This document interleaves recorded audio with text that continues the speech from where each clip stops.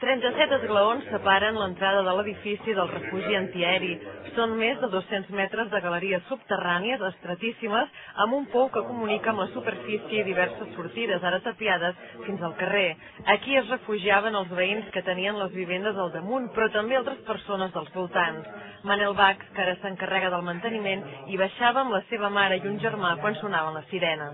Però jo des de la finestra, ho recordo amb 5 o 6 anys, a veure combats d'aviació per sobre les cases. Els mosques russos i els avions italians aquí tal, sobre feien combat, bombardejaven, tiraven 4 bombetes o 4 bombes i uns se n'anaven cap aquí i els altres se n'anaven cap allà.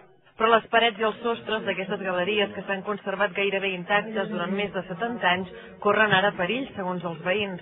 El refugi no consta en el projecte de construcció del túnel de l'AVE, que passarà pel carrer Mallorca. Com que en aquest tram el tren ja s'acosta a l'estació de la Sagrera i, per tant, passa a poca profunditat. La comunitat creu que l'estructura potser no ho aguantarà.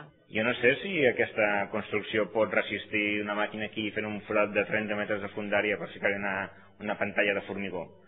Jo voldria que algú vingués, s'ho mirés i em digués tranquil, que aquí no passarà res. Llavors jo, encantat de la vida, i em dedico a viure, que és el que voldria. Els veïns han comunicat a l'Ajuntament, la Generalitat i el Ministeri de Foment l'existència d'aquest refugi. Si el tren ha d'acabar passant pel carrer Mallorca, el que voldrien és que ho fes a més profunditat. Vols tancar o...?